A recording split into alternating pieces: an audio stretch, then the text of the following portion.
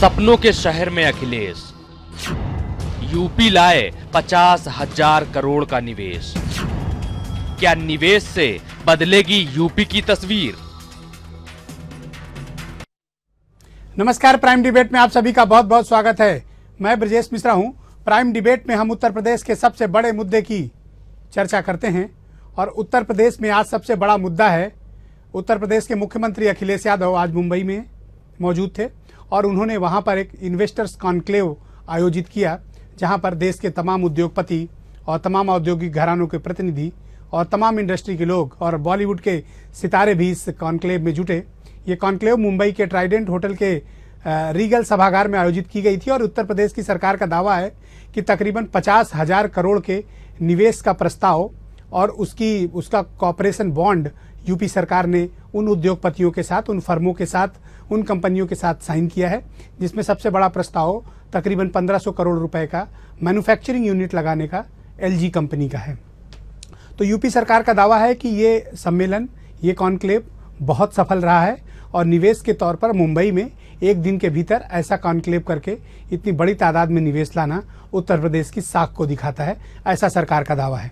तो क्या इस तरह के निवेश प्रदेश की आर्थिक स्थिति, प्रदेश के अर्बन इंफ्रास्ट्रक्चर, प्रदेश का डिजिटल इंफ्रास्ट्रक्चर और प्रदेश के आर्थिक विकास में कितना योगदान देते हैं, और क्या इस तरह की निवेश यात्राएं और निवेश के इस तरह के कॉन्क्लेव क्या वाकई टर्न अप होते हैं, इस विषय पर आज हम एक विशेष परिचर्चा आयोजित कर रहे हैं, जिसमें हमारे साथ 4 विशेष तौर पर मेहमान जुट रहे हैं, जिसमें मेरे साथ उत्तर प्रदेश सरकार के वरिष्ठ मंत्री एसपी यादव मेरे साथ मौजूद हैं, समाजवादी पार्टी के बड़े नेता हैं, और आर्थिक मामलों के विशेषज्ञ और इन्वेस्टमेंट के एक्सपर्ट रहीश सिंह मेरे साथ स्टूडियो में विशेष तौर पर मैंने उन्हें आमंत्रित किया है ताकि इस निवेश के मैकेनिज्म को समझा जा सके। भारतीय जनता पार्टी के फायर ब्रांड प्रवक्ता आईपी सिंह मेरे साथ हैं और थोड़ी देर बाद मेरे साथ मुंबई से सीधे हमारे सीनियर रिपोर्टर वीरेंद्र सिंह जुड़ेंगे, जो हमारे साथ थोड़ी देर बाद अभी मुंबई से जुड़ने वाले हैं, जो मुंबई में इसकी कवरेज में गए हुए हैं। तो अभी हम समझने की कोशिश करेंगे कि क्या कुछ मुंबई में वीरेंद्र ने भी देखा। तो आप तीनों का फिलहाल बहुत बहुत स्वागत। थोड़ी देर में वीरेंद्र भी हमारे साथ जुड़ेंगे। एसपी यादव, क्या ये सम्मेलन, जो निवेश सम्मेलन मुख्यमंत्री ने आयोजित किया था, क्या इसको सरकार सफल मानती है, एवरेज मानती है या फिर एक्स्ट्राऑर्डिनरी मानती है? नहीं, ये एक्स्ट्राऑर्डिनरी है और उत्तर प्रदेश के इतिहास में ये पहली बार हुआ है कि जो है इतना बड़ा इन्वेस्टमेंट हो रहा है। इससे लाखों बेरोजगारों को रोजगार मिलेगा, उत्तर प्रदेश का जो तस्वीर है बदलेगा, विकास होगा। जहां तक सवाल है, देखिए 15,000 करोड़ रुपए की ओर इंफ्रास्ट्रक्चर के लिए एमओयू हुआ है और 22,000 गांव को बैंकर्स, 14 बैंकर्स ने मतलब गोद लिया है। और इसी प्रकार जो है मैन्युफैक्चरिंग के क्षेत्र में और ऊर्जा के क्षेत्र में कई समझौते हुए हैं और कम्युनिकेशन के क्षेत्र में और फिल्म के क्षेत्र में भी समझौते हुए हैं। तो इस तरीके से हर गांव में अगर गोद लिए गए हैं तो वहीं पर पावर सेक्टर में, इंफ्रास्ट्रक्चर सेक्टर में और बहुत बड़ा ऐतिहासिक काम हुआ है। और मैं माननीय मुख्यमंत्री जी को बधाई देना चाहता हूं कि इतने बड़े जो है इन्वेस्टर्स को उन्होंने अट्रैक्ट किया हमारे उत्तर प्रदेश में। देखिए, हमारी सरकार 2012 में बनी है तो माननीय मुख्यमंत्री जी ने एक बहुत बड़ा ऐतिहासिक काम किया कि जो 7 पावर प्रोजेक्ट जो मायावती जी के जमाने में एमओयू हुआ था, उसको उन्होंने बढ़ाने का काम किया और बिना कोई ये नहीं कि जो है बदले भावना से नहीं, बल्कि 18 महीने का समय दिया। और 2012 में अवस्थापना और औद्योगिक निवेश 2012 एक नीति बनाया, जिसमें निवेश मित्र प्रणाली लागू किया गया, सिंगल विंडो सिस्टम लागू किया गया। इसके अलावा एनआरआई को अट्रैक्ट करने के लिए एनआरआई विभाग बनाया गया। तो इस तरीके से तमाम जो है जो मेजर्स हो सकते हैं कि प्रदेश में औद्योगिक निवेश हो और इन्वेस्टर्स को मैं आता हूं नेक्स्ट राउंड में आऊंगा। डॉक्टर रहीश सिंह, क्या इस तरह के निवेश कॉन्क्लेव और इस तरह की निवेश यात्राएं ये बाद में टर्न अप होती हैं या फिर ये सब किताबों में और चैनल्स की हेडलाइन और अखबारों की हेडलाइंस तक की बात सिमट जाती है? इनका वास्तविक रूप क्या है उत्तर प्रदेश में? आपका जो प्रश्न है उसका उत्तर देने से पहले थोड़ा एक बैकग्राउंड में आप प्लीज, इसीलिए मैंने आपको बुलाया ताकि आप ठीक से समझाएं। देखिए, जब प्रदेश का विकास करना होता है तो हमें कैटेगराइज करना पड़ेगा। अग्रिम पंक्ति के आर्थिक क्षेत्र क्या हैं, मध्य पंक्ति के आर्थिक क्षेत्र क्या हैं और जो पिछड़ा वर्ग या जो जिसको आप हम लोग बैकवर्ड लिंकेज की इकोनॉमी कहते हैं, ग्रामीण क्षेत्र। मुख्यमंत्री ने इस कॉन्क्लेव में तीनों को मैंने देखा कि उन्होंने ध्यान रखा, लेकिन सरकार केवल एक विजन देती है। एमओयू का मतलब यह नहीं है कि इन्वेस्टमेंट प्रदेश में आ गया और वो एक्टिवेट हो गया। इसके बाद जो एक्शन टेकन जो होगा वो बाय द ब्यूरोक्रेसी, जिस पर मुख्यमंत्री खुद 3 दिन पहले एक बड़ा कमेंट कर चुके हैं। तो जब तक फंक्शन स्ट्रक्चर, ऑपरेटिंग स्ट्रक्चर ये नहीं बनेगा, तब तक वो यूटिलाइज नहीं सही से हो पाएगा। सरकार का काम विजनरी था, मुख्यमंत्री का काम विजनरी था, वो उन्होंने बहुत अच्छे ढंग से किया। उन्होंने बहुत अच्छे ढंग से, हमने आज खुद सुना उनको पूरे उसमें, इतना अच्छे ढंग से यूपी को पेश किया, जहां पर वे कंपनियां आज यूपी की तरफ लौटती दिखी तो मुझे अच्छा हुआ, जैसे तोशिबा जैसी जो एनर्जी के क्षेत्र में जनरेट करने के लिए। लेकिन क्या वो फिर ग्राउंड रियलिटी में यहां की ब्यूरोक्रेसी के सामने, यहां के लॉ एंड ऑर्डर के सामने, यहां के एनर्जी क्राइसिस के सामने क्या वो सफल होंगी? नंबर एक। दूसरा एक क्षेत्र मैन्युफैक्चर के साथ सबसे जरूरी बात यहां थी कि हम लोग जो हमारा स्किल जो यूथ है उसके लिए मैन्युफैक्चरिंग में कौन क्षेत्र जॉब देंगे। जो इलेक्ट्रॉनिक या इलेक्ट्रिक के क्षेत्र में कंपनियां आएंगी वो उतने बड़े रोजगार सारे के सारे यूथ को नहीं दे सकती। हमको उसको थोड़ा डिसेंट्रलाइज करना चाहिए। मतलब मुख्यमंत्री जी को इतना जो निवेश लाए वो मेरी बधाई, लेकिन डिसेंट्रलाइज लाएं, एजुकेशन के क्षेत्र में लाएं, एसएमई के क्षेत्र में लाएं, इंफ्रास्ट्रक्चर के क्षेत्र में लाएं, मैन्युफैक्चर। एसएमई देखिए बिल्कुल जीरो है, जो लघु कुटीर उद्योग है वो बिल्कुल जीरो है। तो थोड़ा सा इस बार में दावा किया गया है कि इसमें एसएमई के बहुत निवेश प्रस्ताव आए हैं, लेकिन जितने आए हैं मेटरलाइज होंगे कितने? अपर के तो हो सकते हैं, मुझे लग रहा है होंगे, लेकिन निचले स्तर पे मैंने पहले कहा मैं सरकार को इस मामले में विजन पे 10 में 10 दे रहा हूं, लेकिन उनका जो एग्जीक्यूशन में प्रॉब्लम है। आईपी सिंह, आज तो उत्तर प्रदेश की सरकार इतना बड़ा निवेश लेकर आई, आज तो मेरे ख्याल से आप लोग की बोलती बंद होनी चाहिए। मौज मस्ती और मनोरंजन, मौज मस्ती और मनोरंजन इन नौकरशाहों के साथ ये 200-250 समाजवादी पार्टी के कार्यकर्ता जाकर मुंबई में 3 दिन से जो उत्पात कर रहे हैं। इसके अलावा अगर मुख्यमंत्री सीरियस रहते, 50,000 करोड़ का अगर मुख्यमंत्री सीरियस रहते तो 2 घंटे के लिए मुंबई का दौरा उनका नहीं होता। और उससे महत्वपूर्ण लाख टके का सवाल कि 4 इन्वेस्टर्स मीट ये कर चुके हैं।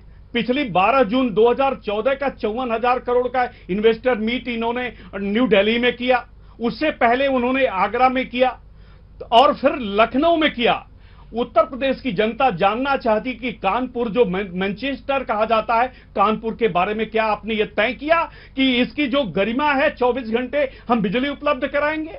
नोएडा और नया प्रस्ताव लेके आए तो सराहना होनी चाहिए ना। सुनियोजित रूप से नोएडा और ग्रेटर नोएडा को कंगाल बनाने का काम ये सरकार करती, क्या वहां के उद्योग लगाने तो कोई काम आपको अच्छा नहीं लगता? यादव ये अच्छे काम करे तो भी नहीं अच्छा लगता। अरे कोल लिंकेज दे नहीं पा रहे हैं। बोलिए लिंकेज नहीं दे रहे हैं। सवाल ये खड़ा होता है कि सिर्फ ये नौकरशाह जो पिछली सरकार दौलत की बेटी मायावती पर मुंबई में तो मुंबई में वही आज मुंबई में क्या हुआ? और इनके चाचा, इनके चाचा श्री आपको याद होगा अमर सिंह जो हमारे आजमगढ़ के हैं, इनके चाचा भी श्री मुलायम सिंह जी के समय भी इस प्रकार एक सवाल ले लीजिए मेरा एक सवाल ले लीजिए। 8 साल के कालखंड में सवाल ले लीजिए। समाजवादी पार्टी बताएगी एक क्वेश्चन करने दीजिए और किस 1 मिनट। आईपी सिंह उत्तर प्रदेश में लगी। आईपी सिंह, मुंबई में इतना बड़ा आयोजन हुआ, सरकार खुद कह रही कि 50,000 करोड़ का इन्वेस्टमेंट प्रपोजल है, आप इसको इतना नॉन सीरियस कैसे ले सकते हैं? आप बता दीजिए, मेरे पास आप कह रहे मस्ती मनोरंजन। अरे 50,000 करोड़ का प्रस्ताव आया है, देश का आपको मनोरंजन की बात कर रहे हो। मुंबई में रहता है, देश का 80% उद्योगपति मुंबई में रहता है। बताइए, टाटा वहां थे, वहां रिलायंस थी, वहां बजाज था, वहां कौन सा उनके प्रतिनिधि कर्मचारी थे, कर्मचारियों के कर्मचारी थे।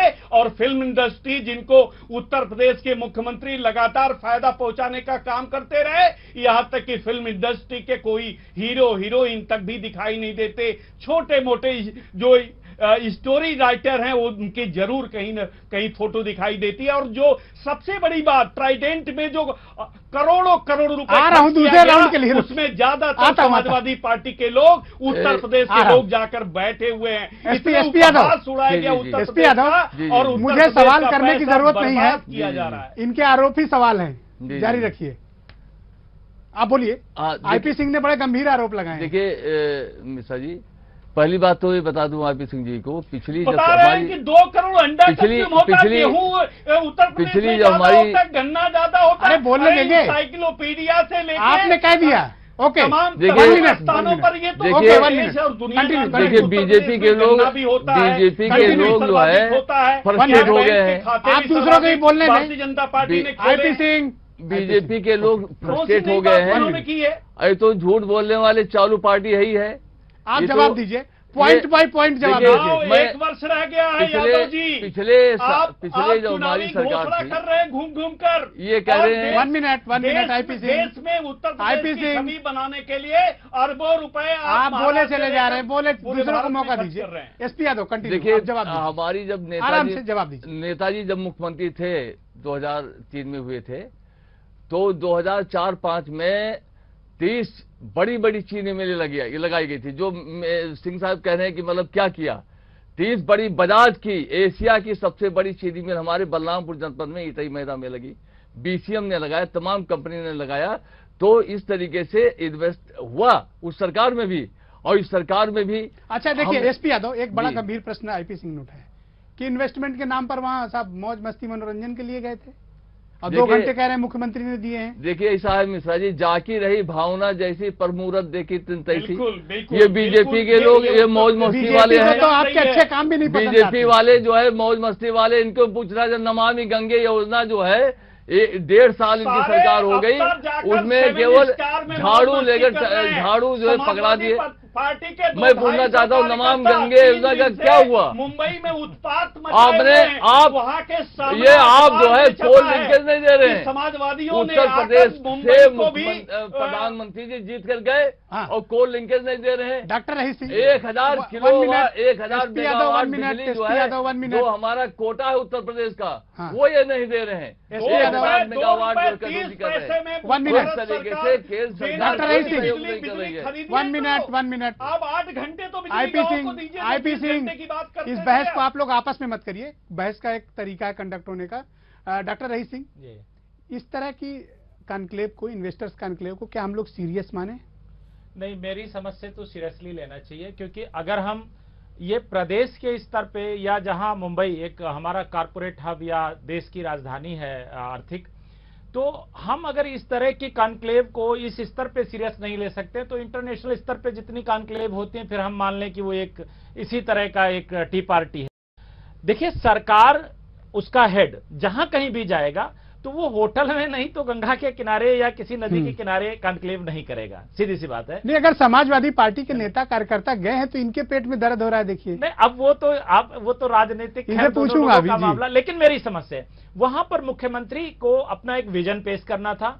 उन्होंने प्रदेश का जो भी स्थिति थी उन्होंने बड़ी स्पष्टता से, हालांकि जो क्राइम वाला ग्राफ होता है वो तो छुपाया जाता है, लेकिन इकोनॉमिक बड़ी स्पष्टता से उन्होंने पेश किया। और जिस तरह से उन्होंने हमारे मार्केट को, कि हमारा प्रदेश इतना बड़ा एक बाजार है, सबसे बड़ा देश का बाजार है, हमारे प्रदेश में सबसे ज्यादा देश का यूथ रहता है, सबसे ज्यादा स्किल्ड पढ़ा लिखा यूथ रहता है, तो उस नाते जो उन्होंने प्रदेश का पक्ष रखा, मैं उससे पूरी तरह से सहमत हूं।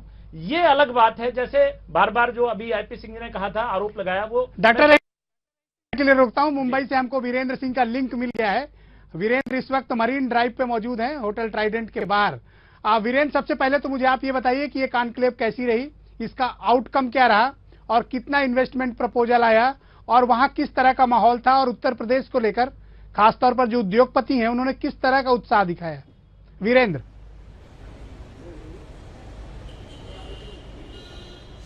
देखिए ब्रजेश जी, निश्चित तौर पर ये बहुत फ्रूटफुल उत्तर प्रदेश के लिए आज का दिन रहा, आज की जो कॉन्क्लेव रही। और 33 से 35 हजार करोड़ के बीच का निवेश उत्तर प्रदेश में आने के लिए आज एमओयू हुए हैं। तोशिबा जैसी जापान की कंपनी जो 3600 करोड़ का प्रोजेक्ट लेके हिंदुस्तान में पावर प्रोजेक्ट लगाने आ रही है, आदि गोदरेज से लेके एल&टी और HCL तक के तमाम बड़े उद्योगपति, उसके अलावा बैंकर्स, तो जो भरोसा आज जगह है उत्तर प्रदेश के बारे में, और खासतौर से जो राइजिंग यूपी का नारा दिया था सीएम अखिलेश ने, उसको लेकर बहुत उत्साह रहा। मुंबई के ट्राइडेंट होटल में भारी खचाखच भीड़ थी, और ये कहा जाए कि उद्योगपति, फिल्म जगत और जो सरकार निजी कंपनियां हैं उनके प्रतिनिधियों से आज भरा पड़ा था ये ट्राइडेंट होटल का वो हाल, जहां मुख्यमंत्री अखिलेश यादव ने संबोधन दिया, आह्वान किया लोगों से कि आइए, उत्तर प्रदेश आपका स्वागत करने के लिए तैयार है। तो ये बात आज भले विपक्ष के लिए आलोचना का मौका हो ब्रजेश जी, लेकिन उत्तर प्रदेश में आज निवेश के रूप में बहुत बड़ा दिन है और बहुत बड़ी पूंजी उत्तर प्रदेश में आ रही है जी। अच्छा, उत्तर प्रदेश को लेकर वहाँ क्या लोगों की सोच है, उद्योगपतियों की, खासतौर पर वीरेंद्र? आपने आज तमाम लोगों से बात की, आपने मुख्यमंत्री से भी बात की, उद्योगपतियों से भी बात की। उत्तर प्रदेश को लेकर जो खासतौर पर देश के बड़े उद्योगपति हैं, मुंबई जो हमारी आर्थिक कैपिटल है, वहाँ के लोगों का क्या आकलन है उत्तर प्रदेश के बारे में कि निवेश के मामले में उत्तर प्रदेश किस श्रेणी में है?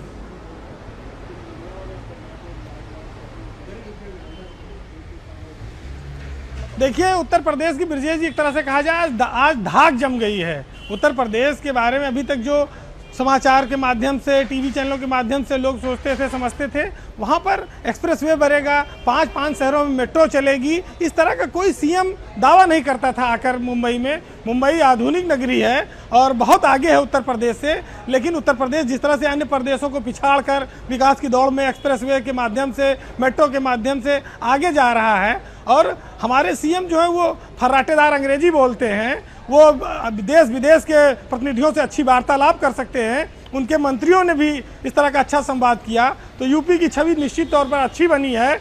और क्राइम और इन सब चीज़ों के उत्तर प्रदेश को एक विकासशील प्रदेश के रूप में स्थापित करने में आज कामयाब रहा है। मेरे साथ आईपी सिंह भी जुड़े हैं, खासतौर से पूरे देश में जहां तक आवाज जाती है। आईपी सिंह, आपने सुना कि वीरेंद्र ने बताया कि वहाँ माहौल कैसा था, तो उस माहौल और उस एम्बियंस में क्या कुछ था, ये वीरेंद्र ने अभी आपको बताया। तो आप एक बात बताइए, अगर सरकार अच्छा काम कर रही है, इन्वेस्टमेंट ला रही है, तो मुझे ये नहीं समझ में आ रहा कि बीजेपी के पेट में इतना दर्द क्यों हो रहा है।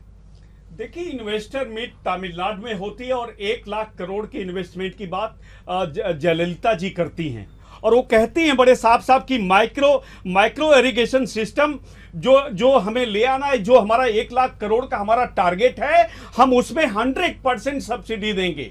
लेकिन हमारे मुख्यमंत्री जब वहां जाते हैं तो कहते हैं उत्तर प्रदेश में ताज है, उत्तर प्रदेश में 2 करोड़ अंडे प्रयोग करती है उत्तर प्रदेश की जनता, उत्तर प्रदेश बहुत बेहतर है। ये समझाने का तरीका भी हो सकता है। सवाल ये खड़ा होता है कि क्या उत्तर प्रदेश के बारे में बता दें कि उत्तर प्रदेश की जीडीपी 8.5 साल जो समाजवादी पार्टी की, अब 5 साल जो यहाँ बसपा की सरकार रही है, उसमें हमने ग्राउंड डोमेस्टिक प्रोडक्शन जीडीपी बढ़ाने का काम किया, इंडस्ट्रियल ग्रोथ हमारी बढ़ी है, इरिगेशन। आप मुझे एक सवाल का जवाब दो, एक सवाल का, यहाँ की one question, education, one direct question को हमने बढ़ाया है, लेकिन इन तमाम मुद्दों पर इस सरकार खामोश रही। One direct question, one direct question, 1 minute, 1 minute, 1 minute, IP Singh, 1 minute, और इनके कार्यकर्ता और 1 मिनट, मुट्ठी भर। आप सवाल तो ले लो, आप सवाल तो ले लो। 1.25 साल से ज्यादा हो गई, अब मैं फिर वही दोहराऊंगा, 80 में 73 सांसद आपके हैं, बिल्कुल 50,000 करोड़ तो छोड़ दीजिए, आपने 5,000 करोड़ भी नहीं दिए। जॉन केरी जो अमेरिका का विदेश मंत्री है, गुजरात हम करते हैं तो वाइब्रेंट गुजरात में अमेरिका का यहाँ क्या किया आपने? आता है, कुछ नहीं किया आपने, यूपी के लिए कुछ नहीं किया। देखिए, इन्वेस्ट इन इंडिया, जलन की भावना है। इंडिया। यस, एसपी यादव, देखिए SP Yadav, China 1 minute, company जो आईपी सिंह, शुरू कर दिया। Okay, SP Yadav continue. चूंकि प्रधानमंत्री जो है तमाम दर्जनों देशों का दौरा किए, मौज मस्ती के लिए लगता जाते हैं, लगता है मौज मस्ती के लिए जाते हैं, क्योंकि भाजपा के लोग यही विचार अलीगढ़ के बताइए, उनको बात करने दीजिए। दर्जनों देशों का दौरा किया प्रधानमंत्री जी ने, पूरी भारी भरकम टीम ले जाकर क्या इन्वेस्ट लाए? केवल या तो मौज मस्ती करने वो भी जाते हैं, जैसा कि बता रहे हैं क्या मैं पूछना चाहता हूं आपी सिंह जी से कि क्या प्रधानमंत्री जी विदेशों में तमाम विदेशी गांव तमाम देशों का दौरा किया है, क्या वो मौज मस्ती के लिए जाते हैं? 1 मिनट क्या वो मौज मस्ती के लिए जाते हैं? और जहां तक सवाल है, हमें लगता है मौज मस्ती के लिए जाते हैं, इसीलिए जो है, इसीलिए आईपी सिंह जी दूसरों को मौका दीजिए बोलने। यूपी का कॉन्क्लेव हो रहा है, उसके बारे में इस तरीके अनर्गल जो है आरोप लगा रहे हैं। जहां तक सवाल है, ये कह रहे हैं रिलायंस अभी जो दिल्ली में हुआ था जून में, जून 2014 में एनक्लेव हुआ था, वो कॉन्क्लेव हुआ था, उसमें 20,000 SCL ने MOU साइन किया है, 20,000 करोड़। और रिलायंस कंपनी ने 4G ब्रॉडबैंड सर्विसेज के लिए 5,000 करोड़ का MOU साइन किया है, और ITC लिमिटेड 2100 करोड़ किया है। तो हम फोर्टिस एमिटी ने 2,000 करोड़ किया है। तो इस फोर्टिस हेल्थ केयर ने 800 करोड़ किया है। आईपी सिंह, तो इस तरीके से आईपी सिंह, भाजपा के लोग, मैं पूछना चाहता हूँ, 1 मिनट, इनकी सरकार थी उत्तर प्रदेश में। SP Yadav, okay. डॉक्टर रही सिंह, जिस तरह से आपने आज देखा कि किस तरह निवेश का प्रस्ताव आए, उस पर विपक्षियों की क्या प्रतिक्रिया है? एसपी यादव ने भी बताया, वीरेंद्र ने भी वहां का एम्बियंस बताया कि मोटे मोटे तौर पर लोगों की क्या धारणा थी। तो क्या आपको लगता है कि इस तरह का जो माहौल उत्तर प्रदेश के बारे में बन रहा है, इससे कुछ उत्तर प्रदेश की आर्थिक प्रगति की कोई संभावना, कोई संकेत, कोई प्रयास दिखते हैं आपको? जब मुख्यमंत्री जी भाषण दे रहे थे, उसके बाद मैंने कुछ वहाँ के जो कारपोरेट घरानों से रिप्रेजेंट करते थे, तो मैंने उनके व्यूज सुने। तो उन्होंने ये कहा कि मेरा जो परसेप्शन यूपी के प्रति पहले था, मुझे लगता था यूपी क्राइम और दंगे और इन मामलों में ज्यादा है, लेकिन अब मेरा परसेप्शन चेंज हो रहा है यूपी के विषय में। तो एक ये सबसे बड़ी बात है। वजह क्या, युवा नेतृत्व है या कोई और? उन्होंने दो बातें कही थी। उन्होंने 2 बातें कही थी। पहला, उन्होंने ये परसेप्शन कहा था कि मुख्यमंत्री ने इधर लंबे समय से जिस तरह से एक विजन डेवलपमेंट का पेश करना शुरू किया, जिस तरह से इंफ्रास्ट्रक्चर का उन्होंने पुल बनाना, सड़क बनाना, इस पर लाए, तो मुझे लगता है यूपी धीरे धीरे ट्रांसफॉर्म हो रहा है टुवर्ड्स डेवलपमेंट। इसलिए अब हमारे अंदर एक विश्वास पैदा हो रहा है कि अगर हम वहां इन्वेस्टमेंट करेंगे तो उसका रिटर्न हमें मिलेगा, रिटर्न मिलेगा, उसका प्रॉफिट होगा, प्रॉफिबिलिटी है। बिल्कुल। अच्छा, एक चीज और आपने देखी होगी कि उसके बाद मुख्यमंत्री 14 बैंकों के चेयरमैन से मिले। जी। तो बैंकों के चेयरमैन से मिलने का क्या मतलब इसको लगा है? देखिए, यूपी में क्या बैंकों के माध्यम से भी कोई इन्वेस्टमेंट आते हैं, या जो बैंकिंग इंफ्रास्ट्रक्चर है उसको मजबूत किया जाए यूपी में? ये पूरे इंडिया में सबसे बड़ी क्राइसिस है। जो बैंकिंग इंफ्रास्ट्रक्चर है वो बहुत पुअर है। इसकी वजह से क्या होता है कि बहुत आसानी से जो फंडिंग है, जो नए इन्वेस्टर्स आ रहे हैं, अब वो मुंबई से लोन करा करके यूपी में नहीं लगाना चाहता। यूपी में बैंक उनको उतना बड़ा लोन देने के लिए तैयार है कि नहीं। अगर बैंकिंग सेक्टर यहां पर अपना एक funding infrastructure, base capital, working capital अगर वो बढ़ाता है यूपी में, अश्योर्ड होता है कि सरकार उनको प्रोटेक्ट देगी, उनको बेहतर सुविधाएं देगी, तो उससे इजी लोनिंग जो होगी वो ज्यादा। मैं जरा पहले मुंबई हो लेता हूं वीरेंद्र के पास, फिर लौट के आईपी सिंह के पास आता हूं। वीरेंद्र, आपने देखा होगा कि उसके बाद कॉन्क्लेव के बाद मुख्यमंत्री वहां 14 बैंकों के चेयरमैन से मिले। तो बैंकों की तरफ से उत्तर प्रदेश के आर्थिक प्रगति, यहाँ के अर्बन इंफ्रास्ट्रक्चर और बैंकिंग इंफ्रास्ट्रक्चर के लिए मुख्यमंत्री से क्या बात हुई उन लोगों की? वीरेंद्र। देखिए ब्रजेश जी, उत्तर प्रदेश के बुलावे पर देश के 14 राज्य जो बड़े बैंक हैं, IDBI है, ICICI है, इसके अलावा बैंक ऑफ बड़ौदा, इनके MDs का आना अपने आप में बहुत महत्व रखता है। और उन्होंने 11,000 शाखाएं उत्तर प्रदेश में है बैंकों की, वो 2 गांव गोद लेना चाहते हैं। इस तरह से 22,000 गांव वो गोद लेंगे, जहां पर वो स्वयं सहायता समूह के माध्यम से आर्थिक संपन्नता बढ़ाएंगे, किसान क्रेडिट कार्ड देंगे, लोन देंगे। तो इस बात को बीजेपी और आईपी सिंह जी को खासतौर से आज के दिन कम से कम जो फ्रूटफुल उत्तर प्रदेश में जो निवेश आ रहा है उस पर थोड़ा पॉजिटिव रहना चाहिए मुझे लगता है, क्योंकि ये किसी पार्टी या सरकार के पक्ष में इनके पेट में बहुत दर्द है। उत्तर प्रदेश विकास के रास्ते पर आगे बढ़े, ये हम सब चाहते हैं। और बैंकर से लेकर व्यापारी समूह तक अगर सब लोग उत्तर प्रदेश को आगे बढ़ाने में अपना मदद करना चाहते हैं, लोग आगे आए हैं, युवा मुख्यमंत्री हो। वीरेंद्र, हमारे पास वक्त बहुत कम है। आईपी सिंह 20 सेकंड अपनी बात कहिए, 20 सेकंड, वक्त बहुत कम है। लाख टके का ये सवाल है कि पिछली जो इन्वेस्टर मीट हुई उसमें इस सरकार ने क्या किया। एक इन्वेस्टर मीट में मैं खुद उपस्थित था, उसमें जो वादे हुए उसका 1% इंप्लीमेंटेशन नहीं हुआ। इसलिए मुंबई में जाकर उत्तर प्रदेश की जो पिक्चर दिखाने का 2 घंटे में बहुत बहुत धन्यवाद, बहुत बहुत धन्यवाद। उससे उत्तर एसपी यादव, रहीस सिंह, आईपी सिंह नहीं मिलेगा। और बैंकिंग सेक्टर की बात है तो मुद्रा बैंक को देखिए वक्त नहीं है हमारे पास। धन्यवाद पूरे देश और उत्तर प्रदेश के लिए बहुत बहुत धन्यवाद। बीजेपी खड़ाऊ पुजाने वाली, ओके, बालू पुजाने धन्यवाद वाली है। धन्यवाद। एसपी यादव, डॉक्टर रहीस सिंह, आईपी सिंह और मुंबई के मरीन ड्राइव से वीरेंद्र सिंह, आपका भी बहुत बहुत धन्यवाद और बहुत शुक्रिया। आज सुबह से आप लगातार अपडेट दे रहे थे, बहुत बहुत धन्यवाद। आप अपडेट दे रहे थे, बहुत बहुत धन्यवाद आप सभी का। और इसमें कोई दो राय नहीं कि उत्तर प्रदेश सरकार के लिए आज उपलब्धियों के मायने में एक बड़ा दिन है, क्योंकि 50,000 करोड़ के निवेश का प्रस्ताव आना खासतौर पर उत्तर प्रदेश जो नॉर्थ इंडिया के राज्यों के लिए अपने आप में एक महत्वपूर्ण बात है। लेकिन सबसे बड़ा सवाल जो आज की बहस से निकल कर आया कि निवेश के प्रस्ताव तो आते हैं, जैसा डॉक्टर रहीस सिंह ने कहा, लेकिन उनका एग्जीक्यूशन ग्राउंड पे कितना होता है।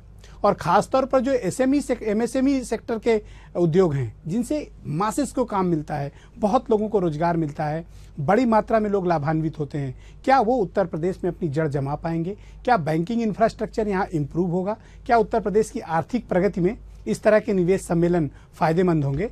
इसका फैसला तो आने वाले वक्त में होगा, क्योंकि इन्वेस्टमेंट में थोड़ा वक्त लगता है एग्जीक्यूशन में।